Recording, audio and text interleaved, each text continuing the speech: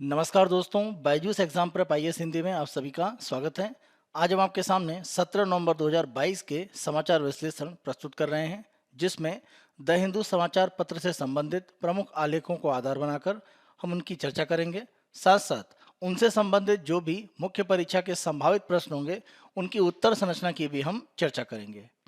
आज के अपने सत्र को प्रारंभ करने से पहले आप सभी अभ्यर्थियों के लिए एक महत्वपूर्ण सूचना है। बायजूस एग्जाम प्रेप आईएएस के द्वारा एक राष्ट्रीय छात्रवृत्ति परीक्षा आयोजित की जा रही है, जिसका आयोजन आगामी 20 नवंबर को सुबह 11 बजे किया जाएगा। और ये छात्रवृत्ति परीक्षा में रजिस्ट्रेशन करने के लिए जो अंतिम समय सीमा है वो 20 नवंबर को सुबह 6 बजे है।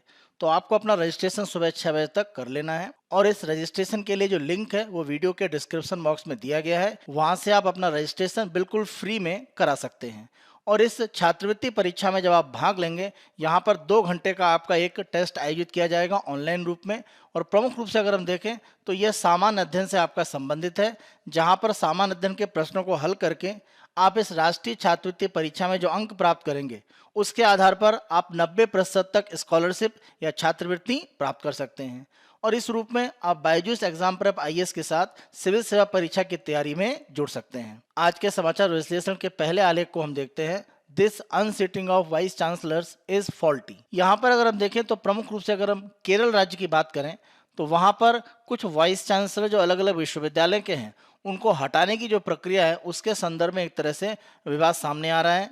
और ये विवाद अगर हम देखें तो सुप्रीम कोर्ट के कुछ निर्णय के आधार पर है। इसी संदर्भ में हम प्रमुख रूप से चर्चा करेंगे कि यह पूरी एक तरह से प्रक्रिया है क्या, और किस रूप में वाइस चांसलर को हटाए जाने की जो प्रक्रियाएं हैं उनको गलत माना जा रहा है। यह आलेख प्रश्न संख्या 10 पर है और सामान्य अध्ययन के द्वितीय प्रश्न पत्र में इसे आप राज्य व्यवस्था से जोड़ सकते हैं। वर्तमान आलेख में प्रमुख रूप से सुप्रीम कोर्ट के 2 निर्णयों की चर्चा की गई है। उन दोनों निर्णय को हम देखते हैं। पहला निर्णय गुजरात के सरदार पटेल विश्वविद्यालय से संबंधित है, जहां पर गंभीरदान के गढ़वी बनाम गुजरात राज्य का मामला है, जिसमें 3 मार्च 2022 को प्रमुख रूप से सुप्रीम कोर्ट का निर्णय आया। यहाँ पर अगर हम वाइस चांसलर या कुलपति की नियुक्ति की बात करें तो सुप्रीम कोर्ट ने इस आधार पर रद्द कर दिया कि अगर हम यूजीसी के 2018 के विनियमों को देखें तो उसके अनुसार माना यह गया है कि जब भी आप वाइस चांसलर या कुलपति की नियुक्ति करते हैं तो आपको एक खोज समिति या एक सर्च पैनल बनाना पड़ेगा। और इस पैनल के द्वारा प्रमुख रूप से कुछ लोगों के नाम सुझाए जाएंगे और उसके आधार पर वाइस चांसलर की नियुक्ति की जाएगी। और इसी आधार पर सुप्रीम कोर्ट ने इस नियुक्ति को रद्द कर दिया। और सुप्रीम कोर्ट का कहना है कि राज्य का जो कानून है वो यूजीसी के नियम के प्रतिकूल है, इसीलिए इसको रद्द किया जा रहा है। और जब से ये कानून बना हुआ है तब से इसको समाप्त किया जा रहा है, यानी वॉइड एब इनिशियो, जब से ये प्रारंभ है तब से। दूसरा मामला केरल में नियुक्ति के संदर्भ में है। श्रीजीत पीएस बनाम डॉक्टर राजश्री एमएस। इस मामले में APJ Abdul Kalam technological university Thiruvananthapuram के कुलपति की नियुक्ति के संदर्भ में प्रमुख रूप से मामला सामने था। और यहाँ पर सुप्रीम कोर्ट ने यह कहा कि जो भी खोज समिति है, यानी जो सर्च पैनल है, उसके द्वारा केवल एक नाम की सिफारिश की गई और ये यूजीसी के नियमों के खिलाफ है, क्योंकि 2018 का यूजीसी का नियम ये कहता है कि जब भी आप इस तरह की नियुक्ति करेंगे आपको एक से अधिक नामों का सुझाव देना है। तो ये प्रक्रिया अपनाई नहीं गई। इसी आधार पर सुप्रीम कोर्ट ने केरल में ये जो नियुक्ति हुई है उसको रद्द कर दिया। इन दोनों निर्णय में प्रमुख रूप से यह माना गया कि वाइस चांसलर या कुलपति की नियुक्ति में यूजीसी के जो 2018 के विनियम हैं उनका पालन नहीं किया गया। और केरल के संदर्भ में जो सुप्रीम कोर्ट का निर्णय आया उसी को अगर हम देखें तो और आगे उसका एक विस्तार हुआ।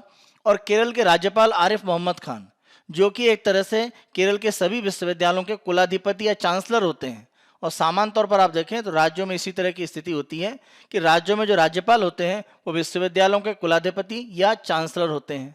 तो उन्होंने अपनी उन शक्तियों का उपयोग करके राज्य के अन्य विश्वविद्यालयों के जो 11 वाइस चांसलर थे उनको तुरंत इस्तीफा देने के लिए कहा। यह अलग बात है कि अभी तक वहां पर इस्तीफा नहीं हुआ है, लेकिन सुप्रीम कोर्ट का जो निर्णय केरल के संदर्भ में आया था उसी आधार पर राज्यपाल आरिफ मोहम्मद खान के द्वारा 11 वाइस चांसलर को इस्तीफा देने के लिए कहा गया। और यह कहा गया कि सुप्रीम कोर्ट के निर्णय के बाद इनकी नियुक्तियां एक तरह से समाप्त हो जाती हैं। इस संदर्भ में अगर हम देखें तो मामला अभी केरल हाईकोर्ट में विचाराधीन है। ऐसे कौन से बिंदु हैं जिसके आधार पर सुप्रीम कोर्ट का जो निर्णय है उसमें हम कुछ एक तरह से स्थितियों को देखते हैं कि विवाद आगे बढ़ सकता है। अगर हम दोनों मामलों में देखें तो सुप्रीम कोर्ट के द्वारा यह कहा गया कि वाइस चांसलर की जो नियुक्ति है वो यूजीसी के नियमों या राज्य विश्वविद्यालय अधिनियम के प्रावधानों के अनुसार की जानी चाहिए। प्रमुख रूप से आप ध्यान रखें, संघीय व्यवस्था में इस तरह के जो मुद्दे हैं वो बड़े पैमाने पर उभरते हैं। इसका कारण ये है कि हमारे यहाँ संघ और राज्य सूची दोनों के अलग अलग विषय बंटवारा है, यानी केंद्र सरकार किन अलग अलग क्षेत्रों में काम कर सकता है और राज्य सरकार कहाँ पर काम कर सकती है।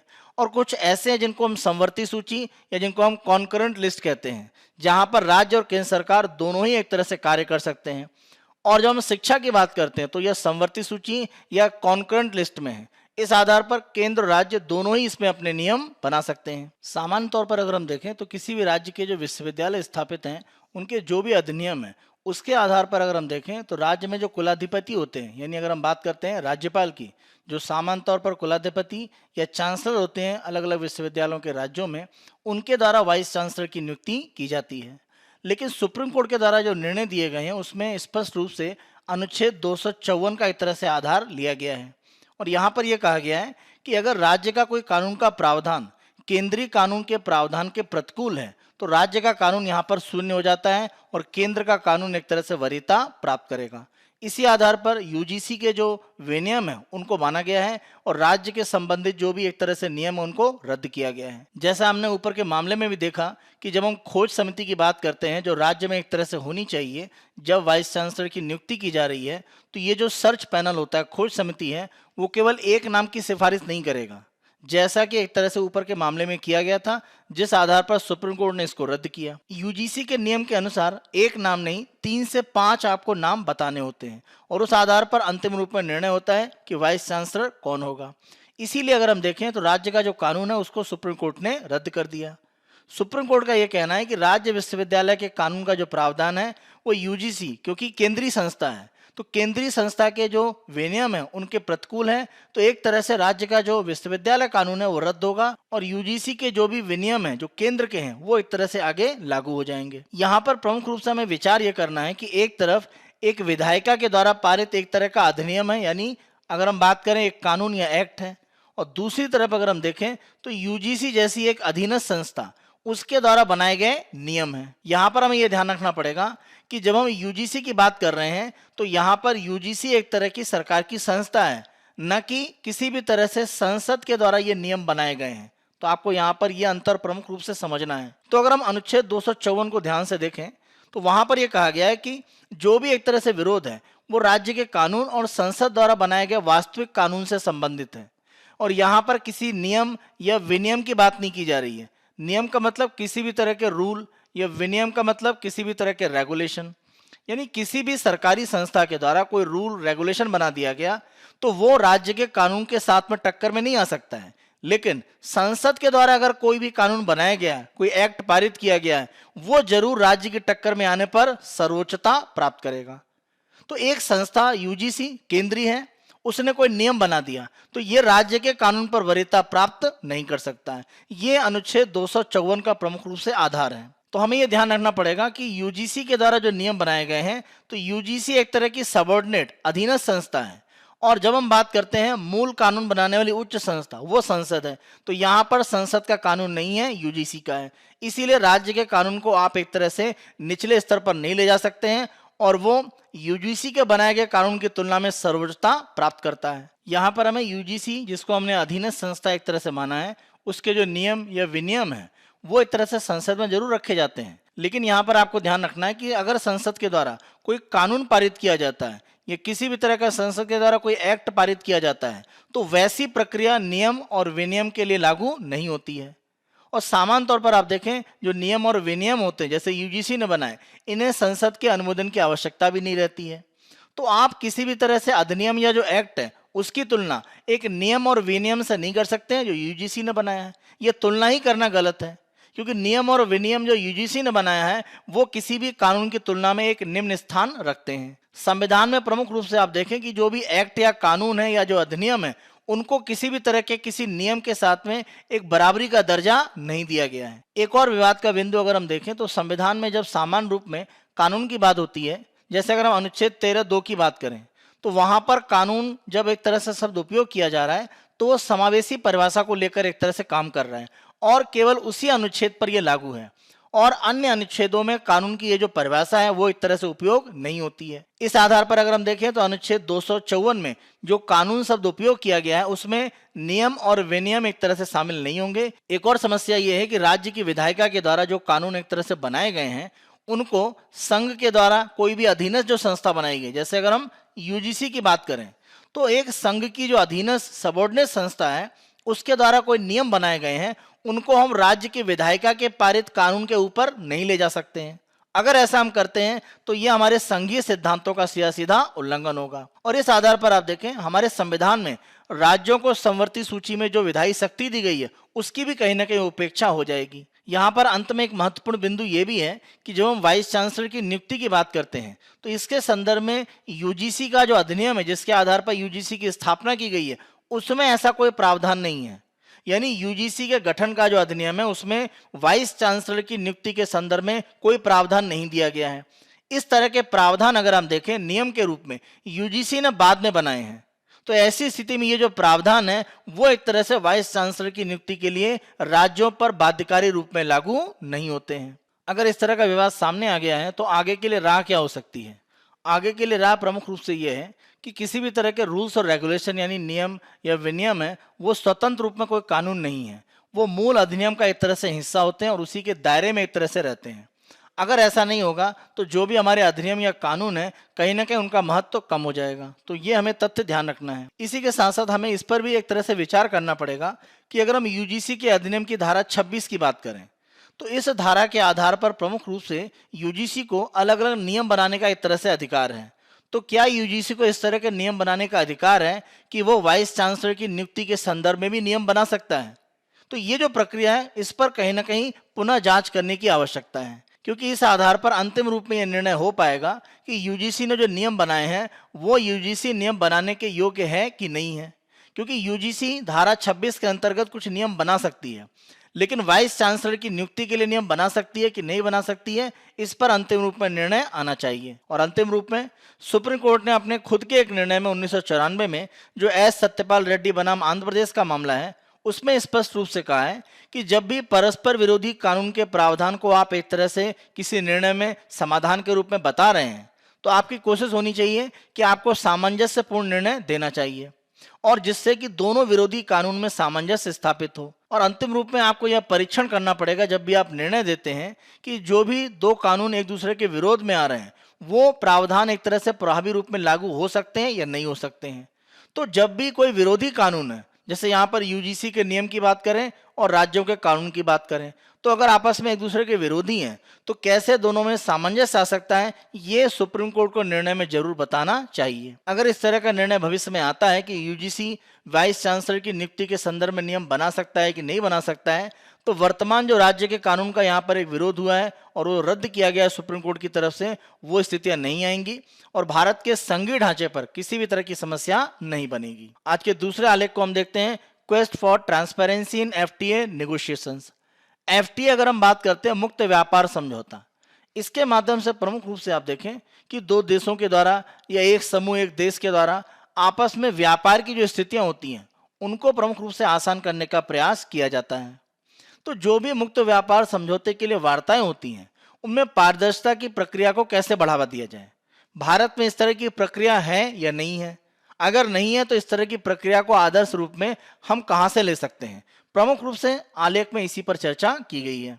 यह आलेख पृष्ठ संख्या 11 पर है और सामान्य अध्ययन के तृतीय प्रश्न पत्र में यह अर्थव्यवस्था के साथ में संबंधित है। प्रमुख रूप से मुक्त व्यापार समझौतों का आधार यह रहता है कि अगर हम दो देशों की या मान लीजिए दो समूहों की बात करते हैं तो ये एक दूसरे को अलग अलग प्रकार के जो शुल्क होते हैं या अन्य प्रकार की जो छूट है वो देते हैं, जिससे कि दोनों के बीच में आयात निर्यात बेहतर हो पाए या पारस्परिक जो व्यापार है उसको बढ़ावा दिया जा सके। और भारत की अगर हम बात करें तो हम 2030 तक के लक्ष्य बना रहे हैं कि हमारा जो निर्यात है, एक्सपोर्ट है, ये $2 ट्रिलियन तक पहुंच जाए। क्योंकि अगर हम पिछले वित्तीय वर्ष की बात करते हैं, यानी अगर हम यहाँ पर 2021-22 की प्रमुख रूप से बात करें तो हम $400 अरब का जो आंकड़ा है वो एक तरह से पार कर चुके हैं। और अगर हम ऐसा करना चाहते हैं तो हमारे जो प्रमुख व्यापारिक साझेदार देश हैं जिनसे हमारे सबसे ज्यादा व्यापार होते हैं उनके साथ अगर हमारे मुक्त व्यापार समझौते होंगे तो ये हमारे लिए ज्यादा लाभ की स्थिति बनेगी।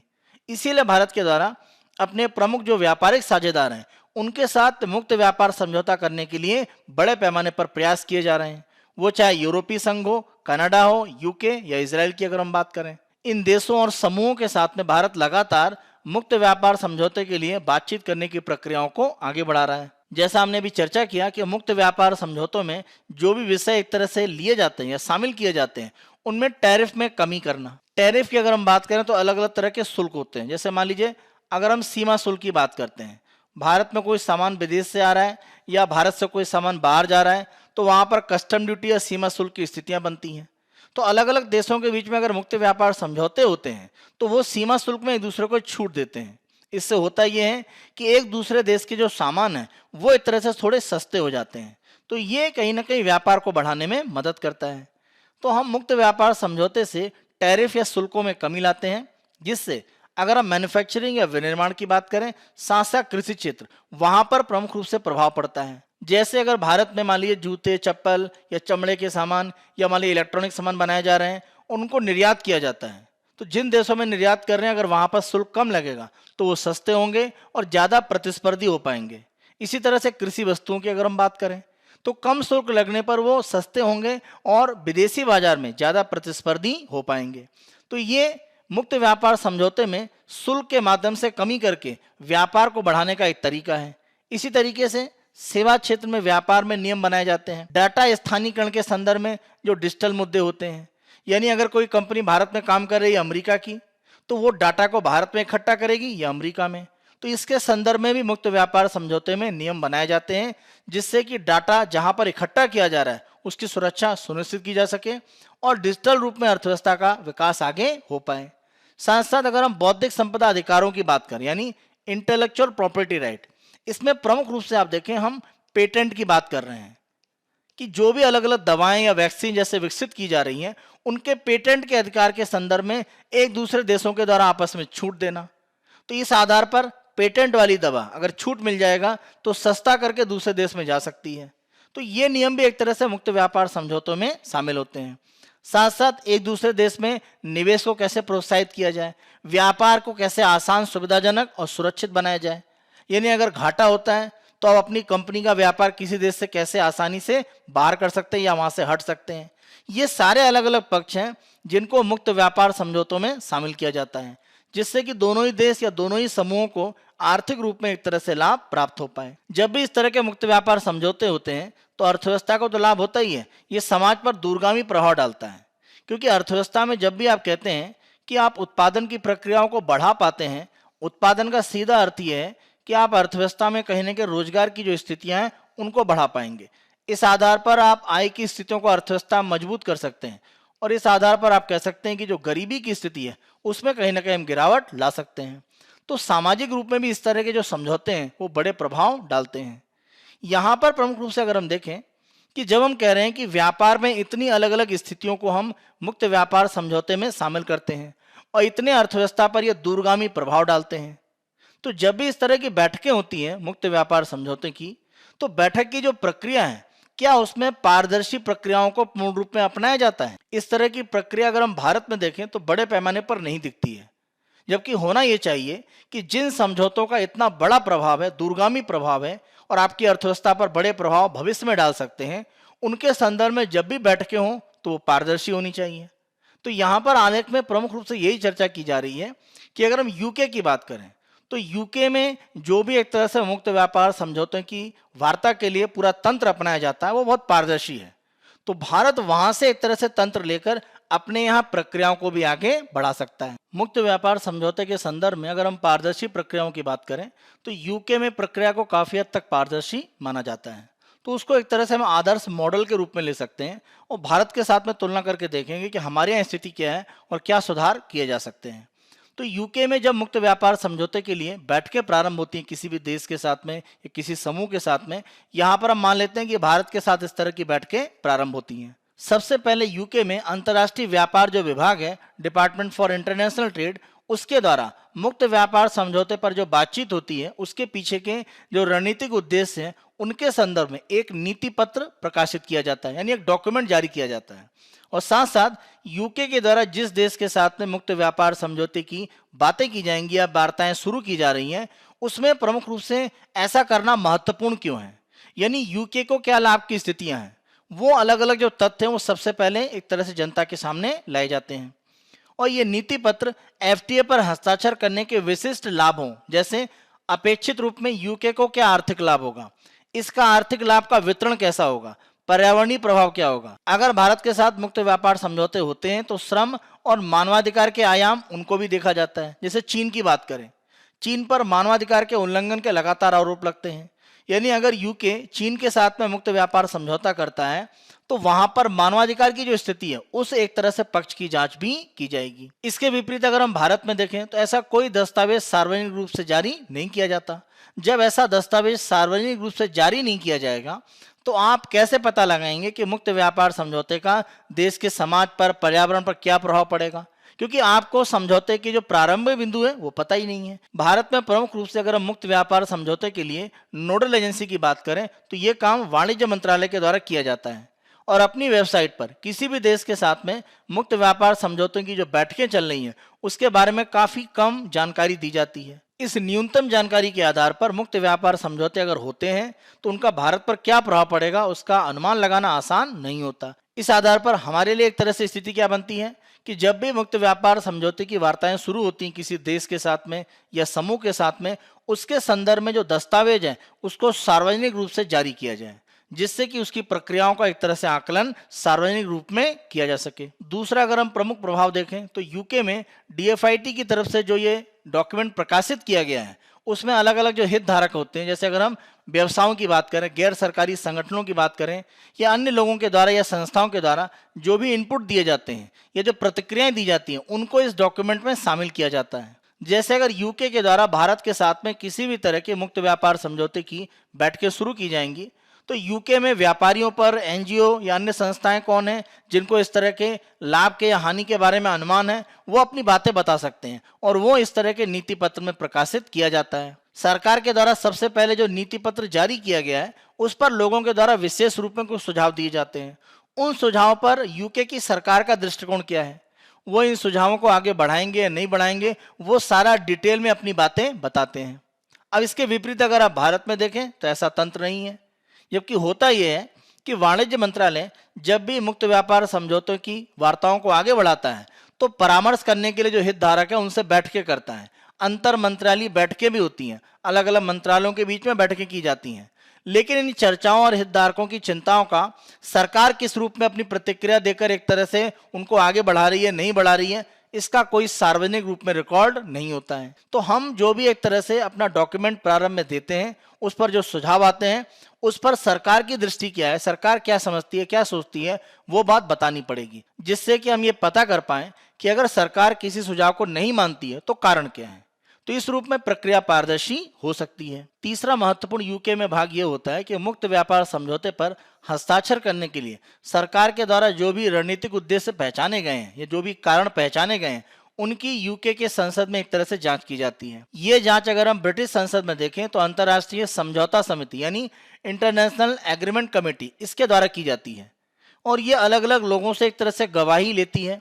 साथ साथ जो भी मुक्त व्यापार समझौते पर सरकार के उद्देश्य बताए जा रहे हैं उनकी गंभीर रूप में जांच होती है और अगर सरकार के दृष्टिकोण में किसी तरह का अंतर पाया जाता है तो वह अपनी तरफ से सिफारिश करता है, यानी उसे लगता है कि सरकार जो भी उद्देश्य बता रही है वो सही नहीं है और वो वार्ता में प्राप्त नहीं किया जा रहा है, तो आईएसी के द्वारा अपनी सिफारिश दी जा सकती है और उस आधार पर यूके सरकार की जिम्मेदारी है कि इन सिफारिशों पर वो अपना जवाब दे।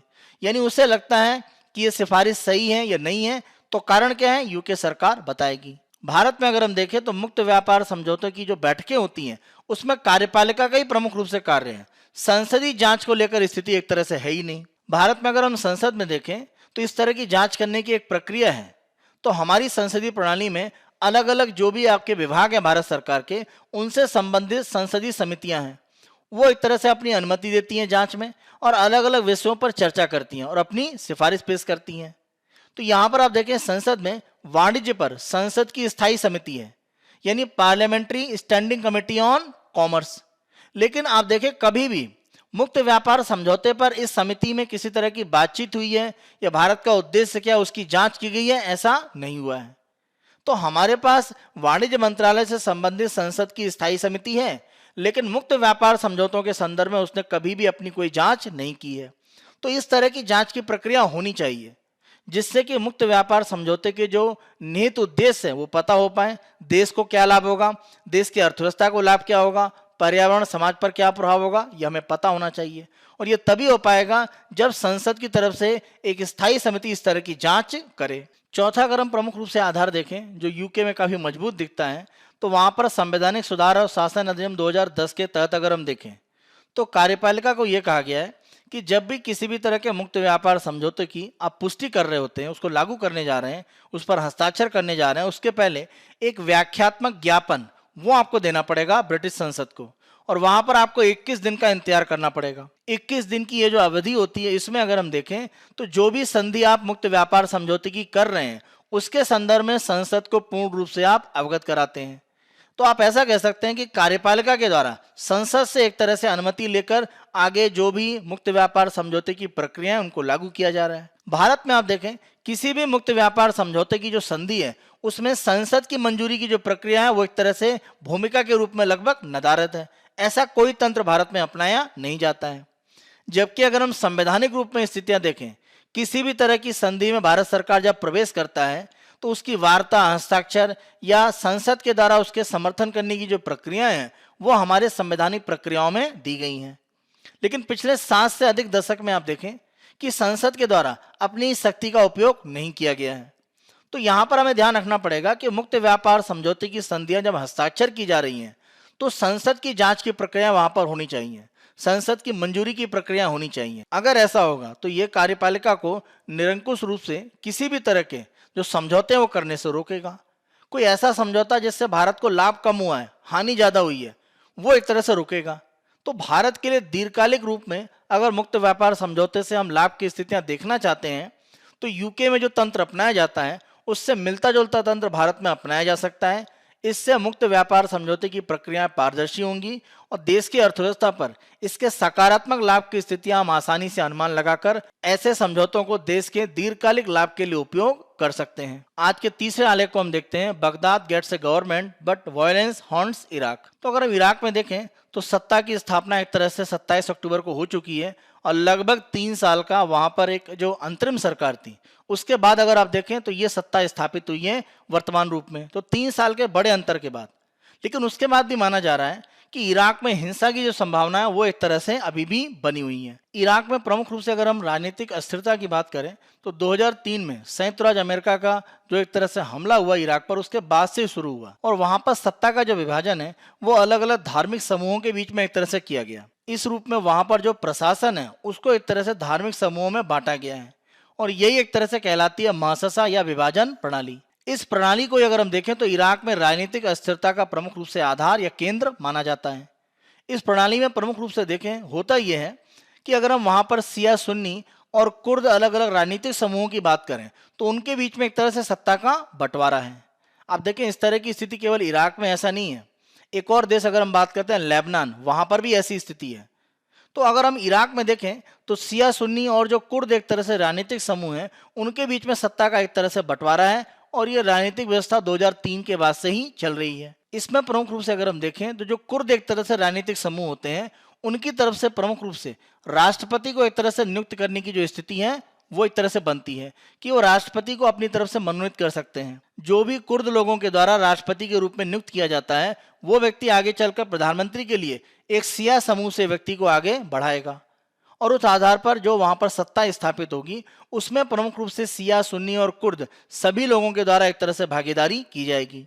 तो ये प्रक्रिया प्रमुख रूप से मुअस्ससा या विभाजन प्रणाली कहलाती है इराक में। और यहाँ पर आप ध्यान रखें कि जो शिया समूह है उनका इराक में काफी प्रभाव एक तरह से बढ़ा हुआ है और इस प्रभाव के बढ़ने का सबसे बड़ा कारण प्रमुख रूप से ईरान को माना जाता है। क्योंकि आप ध्यान रखें अगर हम मिडिल ईस्ट में देखें तो प्रमुख शिया देश के रूप में ईरान को माना जाता है। तो जो भी प्रमुख शिया पार्टी हैं या कह सकते हैं कि अलग अलग जो उग्रवादी या चरमपंथी समूह हैं शिया के, उनको प्रमुख रूप से ईरान का समर्थन प्राप्त होता है। इस रूप में वर्तमान में अगर हम इराक में सत्ता की जो स्थिति देखें उसमें केंद्रीय भूमिका में कहीं ना कहीं ईरान पहुंच जाता है। ये स्थिति पश्चिमी देशों को बहुत स्वीकार नहीं है क्योंकि आप ध्यान रखें ईरान की अगर हम बात करें तो ईरान का अमेरिका के साथ या इजराइल के साथ में 36 का आंकड़ा है। ऐसी स्थिति में जब ईरान इराक में अपनी मजबूती को बनाता है तो कहीं ना कहीं पश्चिमी देश इस तरह की स्थिरता को स्वीकार नहीं करते हैं और यही एक बड़ा कारण माना जाता है कि इराक में अस्थिर स्थितियां बनती हैं। हम ध्यान रखें, इराक की सेना से अलग हटके अगर हम देखें तो शिया समूहों को सम्मिलित रूप में लाकर ईरान के द्वारा पॉपुलर मोबिलाइजेशन यूनिट यानी पीएमयू का प्रमुख रूप से गठन किया गया है और माना जाता है कि इराक की सेना से अलग हटके ये सबसे मजबूत एक तरह का सैन्य बल वहां पर है। आप इसे अनधिकृत रूप में सैन्य बल कह सकते हैं। तो ये शिया समूहों को अलग अलग रूप में इकट्ठा करके ईरान के द्वारा बनाया गया है और इनके द्वारा इराक में काफी एक तरह से प्रभाव रखा जाता है। प्रमुख रूप से जो तंत्र एक तरह से चल रहा था यानी शिया सुन्नी और एक तरह से कुर्द के आधार पर जो बंटवारा प्रमुख रूप से चल रहा था, उसको अगर हम देखें तो वहां पर युवाओं के द्वारा बहुत अधिक एक तरह से स्वीकार नहीं किया जा रहा था और इसके लिए अक्टूबर 2019 में विरोध प्रदर्शन शुरू हुए और वहां पर उनका मानना यह था कि शिया समूहों को ईरान का जो समर्थन है और अन्य समूहों को जो अमेरिकी समर्थन है ये बंद होना चाहिए। यानी इराक का जो भी एक तरह से प्रशासन है वो इराक के लोगों द्वारा किया जाए, बाहरी देशों या समूहों के प्रभाव को इराक में बंद किया जाए। और आप देखें ये जो विरोध प्रदर्शन हुए हैं इसको दबाने के लिए वहां की सरकार की तरफ से प्रयास हुए, जिससे माना जाता है कि 600 से ज्यादा लोग मारे गए और 20,000 से ज्यादा लोग घायल हुए और उस समय की जो निर्वाचित सरकार है उसका पतन हुआ। और प्रमुख रूप से वही समय था जब वहां पर कार्यवाहक प्रधानमंत्री के रूप में एक स्थिति प्रारंभ हो गई। 2019 के बाद से अगर हम देखें तो कार्यवाहक प्रधानमंत्री की स्थितियां इराक में शुरू हो गई और अंतिम कार्यवाहक प्रधानमंत्री थे मुस्तफा अल कदीमी। उन्होंने मई 2020 में एक तरह से चुनाव सुधारों की घोषणा करी और इसी प्रक्रिया में अगर हम देखें तो अक्टूबर 2021 में इराक में स्वतंत्र और निष्पक्ष एक तरह से आम चुनाव आयोजित किए गए। लेकिन चुनाव के बाद आप देखें सत्ता की स्थापना में लगभग 1 साल का समय लग गया। इसका कारण प्रमुख रूप से 2 विवादों को माना जाता है। पहला अगर विवाद हम देखें तो सिया के एक प्रमुख यहाँ पर नेता हैं मुक्तदा अल सद्र, उनके द्वारा प्रमुख रूप से यह कहा गया कि वो बहुमत वाली राष्ट्रीय सरकार की बात कर रहे थे, यानी अलग अलग संप्रदाय या जाति समूह वो एक तरह से मिलकर एक राष्ट्रीय सरकार बनाए और उनका कहना था विदेशी प्रभाव से अलग हटकर इराक में सरकार बननी चाहिए। यानी प्रमुख रूप से उनका इशारा यहाँ पर ईरान की तरफ था। आप ध्यान रखें मुक्तदा अल सद्र शियाओं पर काफी बड़ा प्रभाव रखते हैं इराक में, लेकिन ईरान के द्वारा भी प्रभाव यहाँ पर अपना बढ़ाया गया है। इसी का एक तरह से मुक्तदा अल सद्र के द्वारा विरोध किया जाता है। शिया नेतृत्वकर्ता के रूप में मुक्तदा अल सद्र के द्वारा जो राष्ट्रीय सरकार की बात की गई उसने सत्ता स्थापना की स्थितियों को कमजोर किया। इसी समय अगर हम देखें तो ईरान ने जो भी ईरान के समर्थन वाली शिया पार्टी थी या जो भी कह सकते चरमपंथी समूह थे उन सबको मिलाकर शिया एकता की बात करी और इसी स्थिति में उन्होंने एक कोऑर्डिनेशन फ्रेमवर्क या समन्वय ढांचे की बात करी और ये कहा कि वो शिया का जो राजनीतिक वर्चस्व है वो इराक में बनाए रखना चाहते हैं और मुक्तदा अल सद्र का कहीं ना कहीं विरोध किया। दूसरा प्रमुख विवाद अगर हम देखें तो कुर्दों के बीच में था और यह काफी आश्चर्यजनक था क्योंकि कुर्द लोगों के द्वारा हमेशा मिलकर अपने अधिकारों के लिए बात की गई है। कुर्द लोगों के जो 2 प्रमुख रूप से कह सकते हैं समूह हैं, कुर्दिस्तान डेमोक्रेटिक पार्टी और पैट्रियोटिक यूनियन ऑफ कुर्दिस्तान, इनमें आपस में विरोध था। केडीपी आप ध्यान रखें पुराना दल है और नए दल के रूप में आप देखें पीयूके काफी तेजी से आगे बढ़ा है। तो विवाद की स्थितियों में यह था कि राष्ट्रपति की जो एक तरह से मनोनीत करने की स्थिति है वो कुर्द समूहों के पास है। अब दोनों ही पार्टियों में एक तरह से झगड़ा था तो राष्ट्रपति की एक तरह से नियुक्ति हो ही नहीं पाई और राष्ट्रपति अगर अनुपस्थित है इराक में तो प्रधानमंत्री जो सरकार बनाएंगे उनको कौन आमंत्रित करेगा और ये विवाद लगभग आपका 1 साल बना रहा और इसके समाधान की जो प्रक्रिया है वो 2 अलग अलग घटनाओं में थी।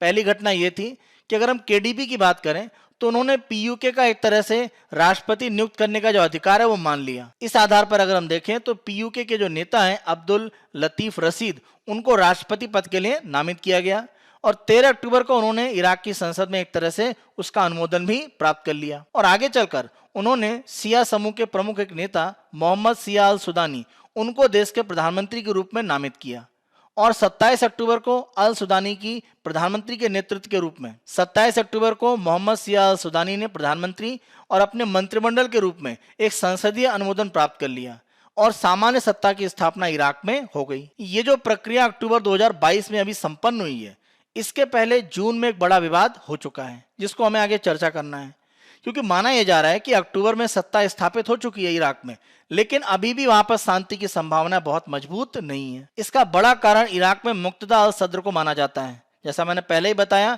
सिया समूह में ये काफी प्रभावी एक तरह से नेता के रूप में माने जाते हैं। मुक्तदा अल सद्र के द्वारा इराक में सिया लोगों पर अपने प्रभाव का एक उपयोग किया गया और जून 2022 में अगर हम देखें, इराक की जो संसद है वहां पर उनके समर्थकों ने एक तरह से नियंत्रण किया। वहां पर जो सुरक्षित ग्रीन जोन है वहां पर नियंत्रण किया। बाद में मुक्तदा अल सद्र के अनुरोध पर एक तरह से वो अलग जरूर हट गए, लेकिन माना यह जा रहा था कि अपने प्रभाव का या इराक में किस तरह से उनका नेतृत्व सिया लोगों में मजबूत है, वो एक संदेश देना चाहते थे मुक्तदा अल सद्र। मुक्तदा अल सद्र के द्वारा अपने प्रभाव को बढ़ाने के लिए जिस तरह से प्रयास किए जा रहे थे वो उतने सफल नहीं हो रहे थे और अंतिम रूप में उन्होंने एक तरह से 27 अगस्त को अपनी घोषणा कर दी कि किसी भी तरह के इराक में जो राजनीतिक एक तरह से स्थितियां वो उसमें भाग नहीं लेंगे। और यही एक कह सकते हैं टर्निंग पॉइंट माना जा रहा है, क्योंकि इसके बाद कहीं ना कहीं उनके जो समर्थक हैं उनके द्वारा इराक में एक तरह से हिंसा की जो स्थितियां वो बढ़ सकती हैं, ऐसा एक तरह से अनुमान माना गया। और यहां पर आप देखें कि जून 2022 के बाद उन्होंने दबाव बनाने के लिए प्रमुख रूप से काम यह किया कि उनके जो भी समर्थक एक तरह से इराक की संसद में थे उनको उन्होंने एक तरह से इस्तीफा देने के लिए कहा। लेकिन इराक में एक तरह से संसदीय नियम यह है कि अगर इराक में कोई भी संसद से अपना इस्तीफा देता है तो इस्तीफा देने पर वो सीट एक तरह से खाली नहीं होती है, जो व्यक्ति चुनाव में दूसरे स्थान पर है उसको ये सीट दे दी जाती है। तो हुआ ये कि मुक्तदा अल सद्र ने जैसे अपने समर्थकों के माध्यम से सीटों को खाली करा, अन्य लोग वहां पर एक तरह से नियुक्त हो गए। इस रूप में बहुमत मुक्तदा अल सद्र के विरोधियों का एक तरह से बना, जिसने अक्टूबर 2022 में सत्ता स्थापित कर दी। तो मुक्तदा अल सद्र के द्वारा जो इस्तीफा देने का प्रमुख रूप से एक फॉर्मूला अपनाया गया था वो कहीं ना कहीं एक तरह से उनके विरोध में गया और इसी का कह सकते हैं कहीं ना कहीं आने वाले समय में एक जो नुकसान है वो इराक को हो सकता है। और जैसा हमने बात करी कि कुर्द के जो दोनों समूह हैं वो अभी जरूर एक तरह से यहाँ पर आपस में एकता में दिखाई पड़ रहे हैं, क्योंकि जो पैट्रियोटिक यूनियन ऑफ कुर्दिस्तान है उनके व्यक्ति वर्तमान में राष्ट्रपति हैं। लेकिन अगर हम केडीपी की बात करें, जो ज्यादा पुराना संगठन है, वो अपनी स्थितियों को उतना कमजोर होने नहीं देगा। तो कुर्द लोगों की स्थितियां भी किस तरह से आगे होंगी वो एक बड़ी समस्या है। सबसे बड़ी समस्या मुक्तदा अल सद्र के द्वारा अपने प्रभाव को बनाए रखने के लिए किस तरह की प्रक्रियाएं अपनाई जाती हैं, और ऐसी प्रक्रियाओं में अगर हिंसा का सहारा लिया जाता है तो ये इराक में भविष्य में शांति की स्थिति को कहीं ना कहीं स्थायी रूप में स्थापित नहीं करेगा। आज के अगले आलेख को देखते हैं। Poland says missile that hit it was Ukrainian stray. तो यहाँ पर प्रारंभ में एक तरह से ये माना जा रहा था कि यूक्रेन की तरफ से एक मिसाइल आकर पोलैंड के क्षेत्र में गिरी और यह माना गया कि एक तरह से रूस के द्वारा यह पोलैंड पर मिसाइल का हमला है। तो माना प्रारंभ में यह जा रहा था कि वर्तमान में रूस और यूक्रेन का जो विवाद चल रहा है ये एक तरह से आगे बढ़ सकता है। यहाँ पर प्रमुख रूप से जो नाटो है उसके द्वारा काफी सक्रिय रूप में स्थितियां दिखाई गई और नाटो की जो सक्रियता है वो इसलिए बढ़ी क्योंकि पोलैंड नाटो का सदस्य है। तो यहाँ पर अब एक तरह से स्थिति ये हो रही है कि पोलैंड का कहना है कि ये जो मिसाइल गिरी है वो एक तरह से रूस से नहीं आई है, वो यूक्रेन की तरफ से गलती से मिसाइल एक तरह से पोलैंड के क्षेत्र में गिरी है। तो जो रूस के द्वारा मिसाइल हमला किया जा रहा है यूक्रेन पर, उससे बचाव के लिए यूक्रेन ने जो मिसाइल डिफेंस सिस्टम लगा रखा है उसी की एक मिसाइल गलती से पोलैंड के क्षेत्र में गिरी है। तो यहाँ पर यह विवाद आप कह सकते हैं कि थोड़ा कमजोर हो गया है। पोलैंड ने मान लिया है कि S-300 जो मिसाइल का भाग है जो सोवियत संघ के समय बनी हुई थी वो यूक्रेन से एक तरह से फायर की गई हैं और वो पोलैंड के क्षेत्र में गिरी हैं। तो नाटो की जो प्रक्रिया है उनको शुरू करने की आवश्यकताएं नहीं है। नाटो को 1949 में जब स्थापित किया गया था तो कोशिश ये थी कि यूएसएसआर यानी सोवियत संघ की अगर हम बात करें उसके प्रभाव को यूरोप में रोकना। तो इस रूप में नाटो एक तरह से आगे बढ़ाया गया, यानी North Atlantic Treaty Organisation. NATO का मुख्यालय बेल्जियम के ब्रुसेल्स में है। वर्तमान में अगर हम देखें तो 30 देश इसके सदस्य हैं, जिसमें प्रमुख रूप से अगर हम देखें तो यूरोपीय देश शामिल है। साथ साथ अगर हम देखें तो यहाँ पर उत्तर अमेरिका के 2 देशों को आप और जोड़ सकते हैं, यूएसए और साथ साथ कनाडा। तो यूएसए कनाडा के साथ ये यूरोपीय देश हैं जो एक तरह से नाटो में शामिल हैं। नाटो का प्रमुख रूप से यहाँ पर जिक्र इसलिए हो रहा है कि मिसाइल हमला होने के बाद माना यह जा रहा था कि प्रमुख रूप से अनुच्छेद 4 एक तरह से लागू किया गया। नाटो की जो संधि है उसकी अगर हम अनुच्छेद 4 की बात करें तो किसी भी नाटो देश पर अगर हमला होता है तो वहां पर एक चर्चा करने की प्रक्रिया अनुच्छेद 4 से प्रारंभ हो जाती है और ये संधि के मूल प्रावधान में है। और अगला जो अनुच्छेद 5 है जिसके माध्यम से जैसे मान लीजिए अगर ऐसा सिद्ध हो जाता है कि रूस ने पोलैंड पर हमला किया है तो इसके बचाव के लिए नाटो देशों के द्वारा अगर रूस पर हमला करने की प्रक्रिया बनती है उसके लिए अनुच्छेद 5 में एक तरह से निर्णय लिया जाता है। तो अनुच्छेद 4 अगर शुरू किया जाता है चर्चा के रूप में तो इसका अगला चरण अनुच्छेद 5 के रूप में है, जिसके माध्यम से यह कहा जाएगा कि जो भी सदस्य पर हमला हुआ है वो पूरे नाटो पर हमला माना जाएगा और सामूहिक आत्मरक्षा के लिए नाटो एक तरह से प्रतिबद्ध रूप में आगे काम करेगा अनुच्छेद 5 के अंतर्गत। आज के अपने अंतिम आलेख को हम देखते हैं। India takes part in Moscow talks on forming inclusive government in Afghanistan. वर्तमान में आप देखें, तालिबान के सत्ता में आने के बाद से अफगानिस्तान में जो मानवाधिकार की स्थितियां हैं या मानवीय सहायता जो वहाँ के लोगों को मिलनी चाहिए, वो स्थितियां कमजोर हुई हैं। तो वहाँ पर सत्ता जो है उसमें कैसे समावेशी स्थितियों को बढ़ाया जाए जिससे कि अफगानिस्तान के लोगों की स्थितियों को आसान किया जा सके। इन्हीं प्रक्रियाओं को आगे बढ़ाने के लिए रूस के द्वारा एक तरह से जो पहल है वो प्रारंभ की गई है। इस पहल को Moscow format consultation on Afghanistan के नाम से जाना जाता है, यानी अफगानिस्तान पर मॉस्को प्रारूप परामर्श। इस बैठक का आयोजन रूस की राजधानी मॉस्को में किया गया और भारत ने भी इसमें भाग लिया। अगर हम मॉस्को प्रारूप की बात करें तो अफगानिस्तान पर इस तरह के कई प्रारूप काम करते हैं जिससे कि अफगानिस्तान में स्थितियों को आसान किया जा सके, लोगों की आर्थिक सहायता बढ़ाई जा सके, लोगों के लिए रोजगार आय के साधन बढ़ाए जा सके, वहाँ पर सुरक्षा की स्थिति बढ़ पाए, वहाँ के सुरक्षा बलों को ट्रेनिंग या प्रशिक्षण दिया जा सके। ये सारी स्थितियाँ करने के लिए अलग अलग तरह के फॉर्मेट काम करते हैं। इसी तरह के फॉर्मेट के एक प्लेटफॉर्म के रूप में मॉस्को फॉर्मेट को भी माना जाता है। और आप देखें, जब से तालिबान ने एक तरह से अफगानिस्तान पर नियंत्रण किया है उससे पहले से ये मॉस्को फॉर्मेट काम करता है। इसमें रूस, चीन, Pakistan, Iran, Kazakhstan, Tajikistan, Kyrgyzstan, Uzbekistan, Turkmenistan और भारत शामिल है। तो भारत यहाँ पर अपनी भागीदारी एक तरह से सुनिश्चित करके प्रमुख रूप से ये चाहता है कि जो मानवीय स्थिति है और वहाँ पर अलग अलग लोगों को जो सहायता की आवश्यकता है, मान लीजिए बीमार लोग हैं या मान लीजिए वहाँ पर खाद्य आवश्यकताएं हैं, तो इस प्रकार की जो सहायता है वो देने के लिए कैसे प्रयास किए जाएं, इसके संदर्भ में जो बैठक मॉस्को में आयोजित की गई उसमें चर्चा की गई। इसी के साथ साथ अफगानिस्तान के अलग अलग जो समूह हैं उनके बीच में बैठकों के माध्यम से एक समावेशी सरकार की स्थापना की जाए जिससे कि अफगानिस्तान के विकास को आगे बढ़ाया जा सके। साथ साथ अगर हम देखें, जो सरकार है वहाँ पर वो अलग अलग समूहों का नेतृत्व प्राप्त कर पाए, क्योंकि तालिबान के रूप में जो स्थिति वहां पर है, अन्य समूह अपना नेतृत्व प्राप्त नहीं कर पा रहे हैं और ये अफगानिस्तान के आगे विकास करने में एक बाधा है। मॉस्को प्रारूप का प्रमुख रूप से यह भी एक तरह से उद्देश्य है कि समावेशी और प्रतिनिधि आधार पर सरकार का गठन किया जाए, यानी नेतृत्व तालिबान का ही रहे लेकिन अन्य जनसंख्या समूहों को भी एक तरह से नेतृत्व प्रदान किया जाए। तालिबान का पुराना जो रिकॉर्ड रहा है कि जिस तरह से उन्होंने आतंकवाद को समर्थन दिया है, अभी एक तरह से स्थितियां ऐसी ना हो पाए उसके लिए कहीं ना कहीं प्रयास बढ़ने चाहिए, क्योंकि अगर आतंकवाद की स्थितियां अनियंत्रित होती हैं तालिबान के नेतृत्व में अफगानिस्तान में, तो ये पूरे क्षेत्रीय सुरक्षा को कहीं ना कहीं खतरे में डालेगा। तो ये स्थितियां ना हो पाए इसके लिए इन सभी देशों के द्वारा जो मॉस्को फॉर्मेट में शामिल हैं उन्होंने मॉस्को में चर्चा करी और भारत भी इसमें एक प्रमुख भागीदार के रूप में शामिल है। भारत के लिए अफगानिस्तान का महत्व प्रमुख रूप से आप देखें कि जब हम सेंट्रल एशिया की बात करते हैं, जैसे हम सेंट्रल एशिया के देशों की बात करें, Kazakhstan, Tajikistan, Kyrgyzstan, Uzbekistan, Turkmenistan या आगे अगर हम रूस की बात करें, वहां तक अपनी पहुंच को स्थल भाग से अगर हम बढ़ाना चाहते हैं तो अफगानिस्तान हमारे लिए महत्वपूर्ण है। यानी आर्थिक रूप में, व्यापारिक रूप में हमारा अफगानिस्तान को लेकर जो महत्व काफी अधिक है। इसी के साथ साथ अफगानिस्तान के माध्यम से ईरान होते हुए हम खाड़ी के देशों तक अपनी पहुंच को बना सकते हैं। अफगानिस्तान पर तालिबान के नियंत्रण के बाद पाकिस्तान का प्रभाव बढ़ा है। पाकिस्तान ऐसी स्थितियों का उपयोग भारत में आतंकवाद को बढ़ाने के लिए कर सकता है। तो जब भी भारत मॉस्को फॉर्मेट या इस तरह के किसी भी तंत्र में शामिल होता है तो अफगानिस्तान को लेकर जो भी उसके अपने उद्देश्य हैं उनकी प्राप्ति के लिए उसका प्रमुख रूप से प्रयास रहता है। आज के समाचार विश्लेषण के आधार पर अलग अलग आलेखों से संबंधित मुख्य परीक्षा के जो अभ्यास प्रश्न हैं उनको हम देखते हैं। पहला प्रश्न, वर्तमान में भारत में कुलपति की नियुक्ति के संदर्भ में अपनाए जाने वाली प्रक्रिया के प्रमुख विवादित बिंदुओं को रेखांकित करें। 15 अंकों का प्रश्न और 250 शब्दों के अंदर आपको इसका उत्तर लिखना है। उत्तर संरचना हम देखते हैं। सबसे पहले भूमिका, कुलपति के संदर्भ में सर्वोच्च न्यायालय के प्रमुख निर्णयों को बताएं। मुख्य भाग में वर्तमान विवाद का कारण समझाइए। साथ साथ न्यायालय के निर्णय के विभिन्न पक्षों का विश्लेषण कीजिए, जो हमने 4 अलग अलग बिंदुओं पर किया है। खासतौर से अनुच्छेद 254 के संदर्भ में जो प्रक्रिया हमने अपनाई थी वो आपको यहाँ पर चर्चा करना है।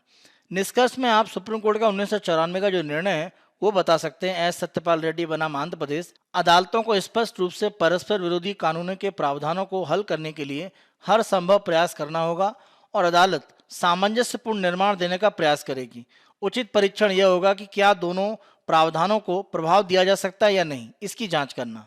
तो अगर ऐसी प्रक्रिया अपनाई जाए तो विवाद की जो स्थितियां उनको कहीं ना कहीं हल किया जा सकता है। दूसरा प्रश्न हम देखते हैं। भारत में मुक्त व्यापार समझौतों की स्थितियों को पारदर्शी बनाने के लिए एक आदर्श ढांचे की चर्चा करें। 15 अंकों का प्रश्न, 250 शब्दों के अंदर आपको इसका उत्तर लिखना है। उत्तर संरचना हम देखते हैं। भूमिका, भारत में मुक्त व्यापार समझौतों की स्थिति को बताएं, यानी किस रूप में हम इसका लाभ उठाना चाहते हैं। जो हमने 2030 के लक्ष्य की बात करी वो आप बताएं। मुक्त व्यापार समझौते के अलग अलग जो पक्ष होते हैं, जैसे शुल्कों की कमी करना या सेवा क्षेत्र में समझौता, वो आपको बताना है भूमिका में। मुख्य भूमिका में आपको बताना है कि प्रमुख विवाद की स्थितियां क्या हैं और पारदर्शिता के लिए यूके का जो तंत्र वह आदर्श रूप में कैसे हो सकता है। तो यूके की जो प्रक्रिया है उसी के साथ में भारत में क्या प्रक्रिया है वो बताते हुए तुलनात्मक रूप में आप इसका एक तरह से जो आदर्श मॉडल है वो दे सकते हैं। निष्कर्ष में आपको यह बताना है कि भारत में मुक्त व्यापार समझौते की स्थिति में पारदर्शिता अधिक प्रभावी समझौतों का आधार निर्माण करेगी। आप सभी अभ्यर्थियों का यह प्रयास होना चाहिए कि जिन मुख्य परीक्षा के प्रश्नों की हम उत्तर संरचना की चर्चा कर रहे होते हैं, आप कोशिश करें कि उन उत्तरों को लिखें, क्योंकि सिविल सेवा परीक्षा में आपका जो चयन है वो मुख्य परीक्षा में आपके उत्तर लेखन पर काफ़ी हद तक निर्भर करता है। तो इसके लिए आज ही अपने उत्तर लेखन को प्रारंभ कीजिए, क्योंकि उत्तर लेखन प्रारंभ करने पर आपको अपनी गलतियां पता चलती हैं। तो उत्तर को लिखिए, उसको कमेंट बॉक्स में पोस्ट कीजिए। अलग अलग अभ्यर्थियों के जो उत्तर वहां पर आएंगे तो तुलनात्मक रूप में आप देख पाएंगे कि किसने बेहतर लिखा है, कौन से बिंदु आपने छोड़े हैं, कौन से आपने बिंदु प्रमुख रूप से शामिल किए हैं। तो ये तुलनात्मक रूप में आपको कहीं ना कहीं जो अपने उत्तर हैं उनकी जांच करने में मदद करेगा। ये हमारा 17 नवंबर 2022 का समाचार विश्लेषण है। आने वाले दिनों में अन्य दिनों के समाचार विश्लेषण हम आपको इसी तरह से उपलब्ध कराते रहेंगे। Byju's exam prep IAS Hindi को आप बहुत अधिक पसंद कर रहे हैं। अधिक से अधिक संख्या में लाइक कीजिए, शेयर कीजिए, और अभी तक आपने हमारे YouTube चैनल को सब्सक्राइब नहीं करा है तो हमारे YouTube चैनल को आज ही सब्सक्राइब करें। धन्यवाद।